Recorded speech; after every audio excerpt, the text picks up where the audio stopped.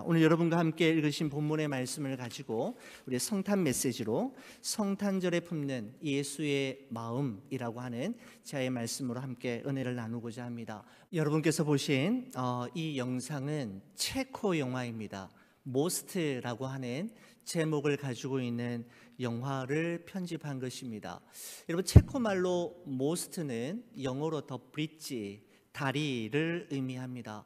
여러분, 아마 이 영상을 처음 보신 분은 안 계실 겁니다. 아마 교회 생활하시면서 고난주간이나 부활주일날 많이 보는 영상인데, 저는 이 성탄주일 말씀을 준비하면서 이 영상이야말로 성탄주일에 보아야 할 영상이라는 생각이 들었습니다.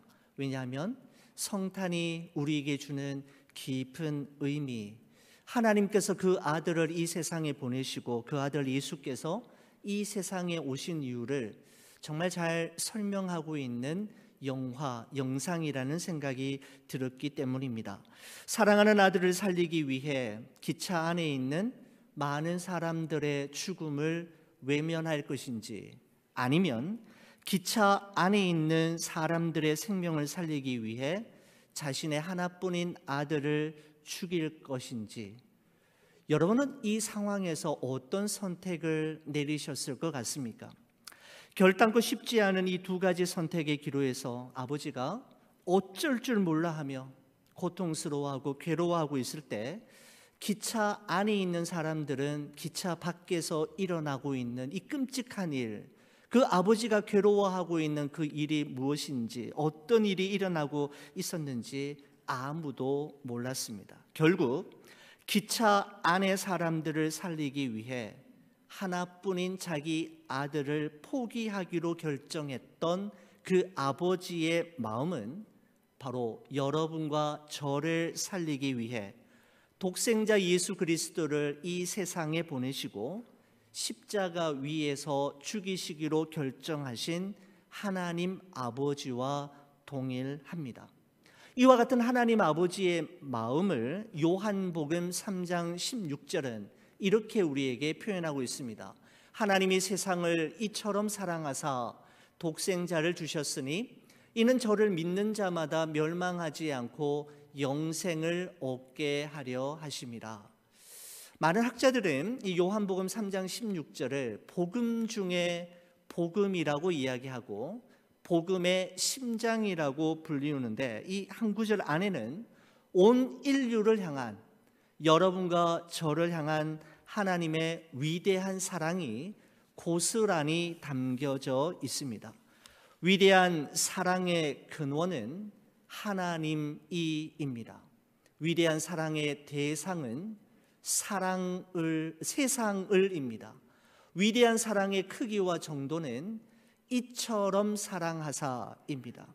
위대한 사랑의 선물은 독생자, 즉 예수 그리스도입니다. 위대한 사랑의 행동은 주셨으니입니다. 그리고 위대한 사랑의 수혜자는 그를 믿는 자마다입니다. 위대한 사랑의 결과는 소극적으로는 멸망하지 않는 것이고 보다 적극적으로는 영생을 얻는 것입니다. 하나님이 세상을 이처럼 사랑하사, 여러분 잘 보십시오. 하나님이 이 세상을 사랑하시는데 그 사랑이 어떤 사랑인가 하면 이처럼의 사랑이라고 묘사하고 있습니다. 여러분, 이처럼의 사랑이라는 것은 그 사랑의 크기와 정도를 말하는데, 이처럼의 사랑이란 그 다음에 나오는 독생자를 주실 만큼의 사랑, 즉 예수 그리스도를 이 세상에 보내실 정도의 사랑을 이야기합니다. 바로 그 이처럼의 사랑으로 하나님은 이 세상을 사랑하셨고 여러분과 저에게 영원한 생명을 주시기 위해 그의 외아들 예수 그리스도를 이 땅에 보내셨던 것이죠. 여러분, 찬송가 304장은 이 하나님의 놀라운 사랑을 다음과 같이 표현합니다. 하늘을 두루마리 삼고 바다를 먹물 삼아도 한없는 하나님의 사랑 다 기록할 수 없겠네. 하나님의 크신 사랑 그 어찌 다 쓸까? 저 하늘 높이 쌓아도 채우지 못하리라고 했던 것입니다. 한이 없는 하나님의 사랑, 저 하늘 높이 차곡차곡 쌓아도 닿을 수 없고 채워지지 않는 그 엄청난 사랑이 바로 예수 그리스도를 통해 여러분과 저에게 임하였던 것입니다. 여러분, 그렇습니다. 성탄절은 바로 이 성부 하나님의 이처럼의 사랑을 헤아려 아는 날일 뿐만 아니라 성탄절은 바로 예수 그리스도의 마음을 배우고 그 마음을 회복하며 그 마음을 품음으로 다시 이 세상을 그리스도의 마음으로 살아가겠노라고 결단하는 날이 바로 성탄절입니다. 여러분, 사도 바울은 오늘 본문 빌립보서 2장 5절에 다음과 같은 말씀으로 시작합니다.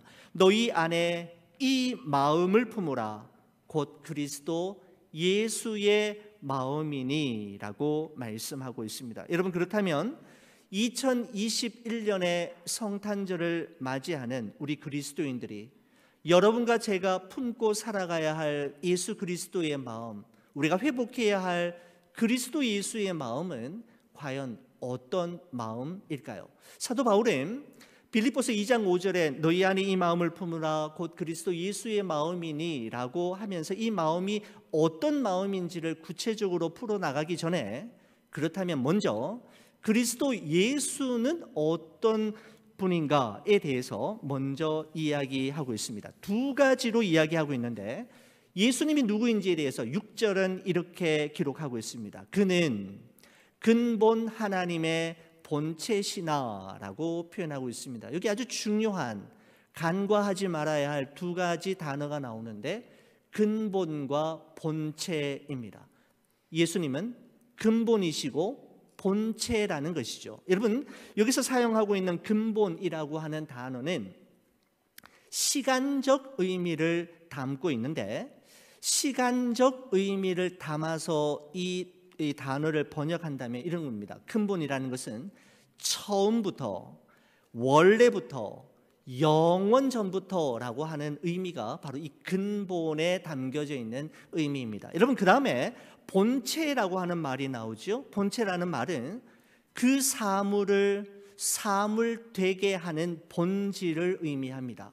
그러니까 이것은 연필이고 저것은 지우개이다라고 할 때 연필을 연필되게 하고 지우개를 지우개되게 하는 본질적인 요소를 본체라고 말씀드릴 수가 있습니다. 여러분, 정리하면 사도 바울이 말하는 그는 근본 하나님의 본체시다라고 하는 말의 의미는 예수님은 처음부터, 원래부터, 영원 전부터 하나님 자신이셨다라고 하는 의미입니다. 다시 말씀드리면 예수님은 하나님이 되신 분이시거나 하나님과 같은 분이 아니라 처음부터, 원래부터, 영원 전부터 하나님이셨음을 고백하고 있는 것이죠. 바로 예수 그리스도의 신성에 대한 고백입니다.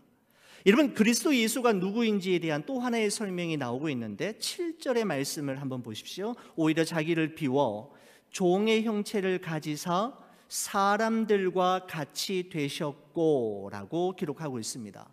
근본 하나님의 본체이신 그리스도 예수께서 사람들과 같이 되셨다라고 하는 것은 우리와 똑같은 인간의 모습으로 하나님께서 인간 세상 속으로 인간의 역사와 시간과 공간 안으로 들어오셨다라고 하는 의미입니다. 여러분, 우리는 이것을 조직신학에서는 이것을 성육신이라고 이야기합니다. 인카네이션이라고 하는 단어를 쓰고 있는데 바로 하나님이 자기 스스로를 낮추셔서 인간으로 이 세상에 오신 것을 이야기합니다. 여러분, 개나 고양이를 많은 사람들이 좋아하고 사랑하지만 어느 누구도 자신이 개나 고양이가 되기를 원하는 사람은 아무도 없지 않습니까? 여러분, 그런데 하나님이 사람이 되신 것은 사람이 개나 고양이가 되는 것보다 훨씬 더 낮아지고 훨씬 더 비천해지신 것을 의미합니다. 바로 예수님의 인성에 대한 고백을 사도 바울이 하고 있는 것이죠. 여러분, 사도 바울은 이처럼 그리스도 예수는 누구이신가라고 하는 질문에 대해 그리스도 예수는 처음부터 원래부터 영원전부터 하나님이신, 완전하신 하나님이셨을 뿐만 아니라 성육신하신 완전하신 사람이라고 이야기하고 있는 것입니다. 그렇게 그리스도 예수를 소개한 후에 그러면 그 그리스도 예수의 마음은 어떤 마음이었는지, 그는 어떤 마음으로 이 세상과 사람을 섬기셨는지에 대해 이야기합니다. 자, 여러분, 첫 번째 우리가 품어야 할 예수님의 마음, 그리스도 예수의 마음, 첫 번째는 자기 부인입니다. 여러분, 6절의 말씀을 보시면 이렇게 기록하죠. 그는 근본 하나님의 본체시나 하나님과 동등됨을 취할 것으로 여기지 아니하시고 라고 말씀하고 있습니다. 바로 예수님은 처음부터 원래부터 영원 전부터 하나님 자신이셨고 완전하신 하나님이셨지만 성부 하나님과 동등한 권리를 주장하지 않으시고 자기 스스로를 부인하셨다라고 기록하고 있습니다. 하나님처럼 되려 했고 하나님과 동등하려 했던 첫째 아담과는 달리 둘째 아담이신 예수 그리스도께서는 스스로 자기를 부인하심으로 하나님과 동등하게 누릴 수 있는 당연한 권리를 포기하셨음을 이야기하고 있는 것입니다. 그렇습니다. 그리스도 예수의 마음은 자기를 부인하는 마음이었습니다. 두 번째 마음은 자기 비움입니다. 7절의 말씀을 보시죠. 오히려 자기를 비워 종의 형체를 가지사 사람들과 같이 되셨고 라고 말씀하고 있습니다. 자기를 비우셨다라고 이야기하고 있죠. 예수님께서 자기를 비우셨다라고 하는 것은 하나님으로서 가진 영광과 하나님으로서 가진 특권을 스스로 제한하셨다라는 것을 의미합니다. 충분히 그렇게 할 수 있는 능력도 있고 충분히 그렇게 할 수 있는 자격도 있지만 그 능력과 자격을 스스로 제한하심으로 자기 자신을 비우셨다라고 말씀하고 있는 것입니다. 여러분, 예수님은 하나님의 본체이시지만 자신을 비우심으로 종의 형체가 되셨고 스스로 자신을 제한하시고 제약하심으로 사람의 몸을 입고 이 땅에 오셨던 것이죠. 그렇습니다. 그리스도 예수의 두 번째 마음은 자기 채움이 아니라 자기 비움입니다.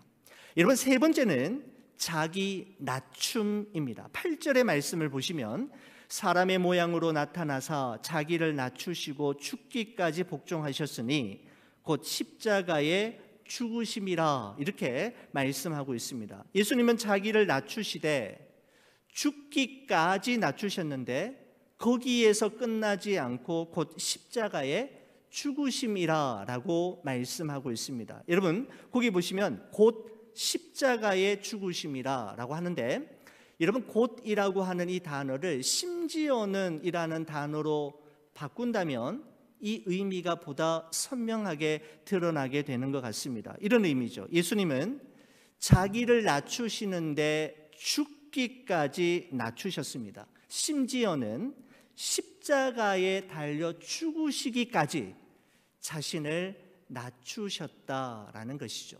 그렇습니다. 성탄절에 우리가 품어야 할 그리스도 예수의 마음, 우리가 다시 회복해야 할 그 주님의 마음은 자기 높임이 아니라 자기 낮춤입니다.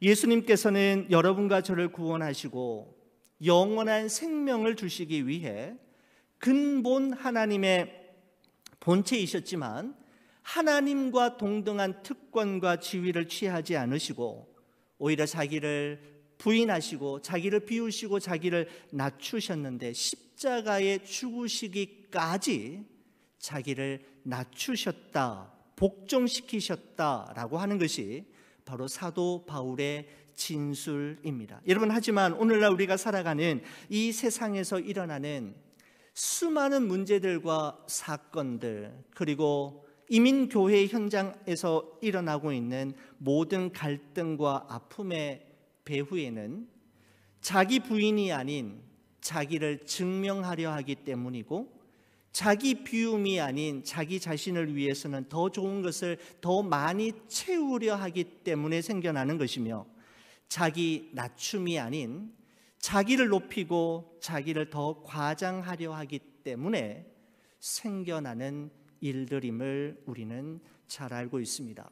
제가 말씀을 준비하면서 한때 그 시인과 촌장이라고 하는 그룹으로 잘 알려진 하덕규 목사님의 자작곡인 가시나무라고 하는 노래가 생각이 났습니다. 가사 한 그 대목을 읽으면서 참 저에게 많은 이런 생각을 하게 했는데, 이런 가사이죠. 내 속엔 내가 너무도 많아 당신의 쉴 곳 없네.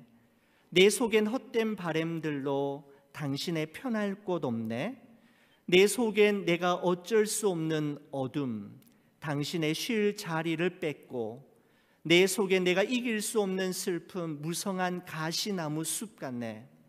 바람만 불면 그 메마른 가지 서로 부대끼며 울어대고, 쉴 곳을 찾아 지쳐 날아온 어린 새들도 가시에 찔려 날아가고, 바람만 불면 외롭고 또 괴로워 슬픈 노래를 부르던 날이 많았는데, 내 속엔 내가 너무도 많아 당신의 쉴 곳 없네 라고 하는 가사입니다.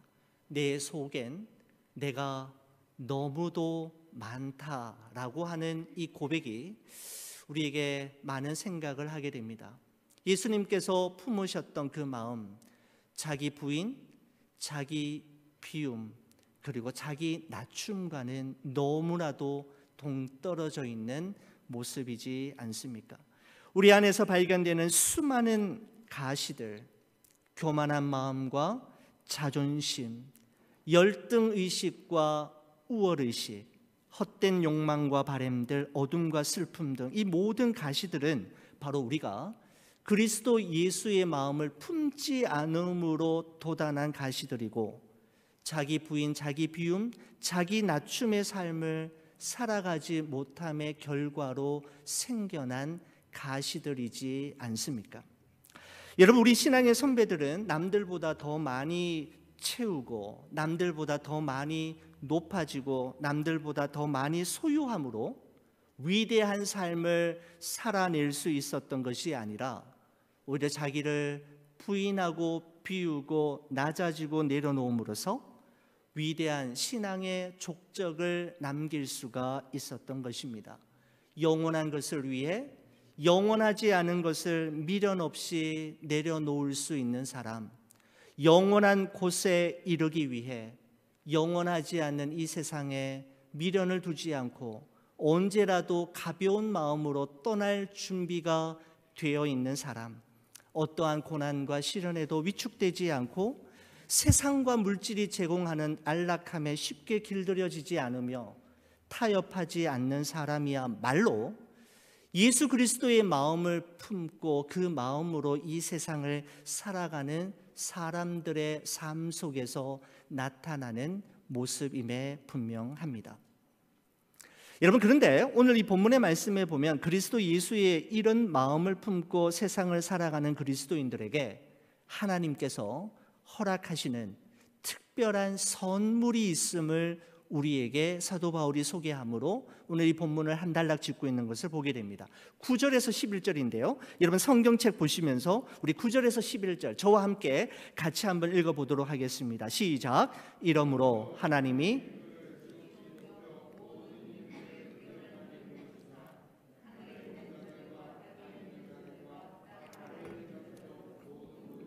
예수의 이름에 꿇게 하시고 모든 입으로 예수 그리스도를 주라 시인하여 하나님 아버지께 영광을 돌리게 하셨느니라. 아멘. 여러분, 예수님은 근본 하나님의 본체이시지만 하나님과 동등됨을 취할 것으로 여기지 아니하시고 자기를 부인하시고 자기를 비우시고 자기를 낮추시되 십자가에, 심지어는 십자가에 달려 죽으시기까지 복종하셨는데, 그렇게 하신 것으로 끝나버리는 것이 아니라 예수님께서 그렇게 하시자 하나님께서 그 예수님을 높여주셨다라고 말씀하고 있는 것입니다. 바로 예수님을 지극히 높여주시되 모든 이름 위에 뛰어난 이름을 주시며 하늘과 땅 아래에 있는 자들로 예수의 이름 앞에 무릎 꿇게 하시며 예수를 주라 시인함으로써 하나님께 영광을 돌리게 하셨다라고 말씀하고 있습니다. 여러분, 그렇습니다. 자기 스스로 자신을 높이려 하고 드러내려고 하면 하나님께서 반드시 그를 낮추시고 감추시지만, 자기 스스로 자신을 낮추고 감추면 하나님께서 그를 높이시고 드러나게 하실 때가 있다라는 것입니다. 그래서 베드로 전서 5장 5절에서 6절의 말씀을 보면 이런 말씀이 있습니다. 하나님은 교만한 자들을 대적하시되 겸손한 자들에게는 은혜를 주시느니라. 그러므로 하나님의 능하신 손 아래서 겸손하라. 때가 되면 너희를 높이시리라 라고 말씀하고 있습니다. 하나님이 높여주실 때가 있다라는 것이죠. 자신을 비우고 부정하고 그리고 낮추면 때가 되면 하나님께서 채우시고 드러내시고 높이실 때가 있다라고 말씀하는 것입니다. 사랑하는 우리 교회 여러분, 그리스도 예수의 마음으로 세상을 살아가는 것이 얼마나 어렵고 힘든 일인지 우리는 너무나도 잘 알고 있고, 자기를 부인하고 비우고 낮추며 늘 양보하고 섬기며 살다가는 약육강식과 승자 독식의 원리가 지배하는 세상에서 늘 이용당하고 무시당하고 손해보며 살 것 같지만, 성경은 결단코 그렇지 않음을 우리에게 말씀하고 있습니다. 왜 그럴까요? 하나님이 살아계시고 하나님이 우리와 함께 하시기 때문입니다. 그렇기 때문에 우리는 불가능할 것만 같은 그 삶을 그리스도의 마음으로 살아낼 수가 있게 되는 것이죠. 때가 되면 하나님께서 그를 반드시 높여주시고 반전과 역전의 드라마로 만들어 가시며 합력하여 선을 이루게 하실 것이기 때문입니다.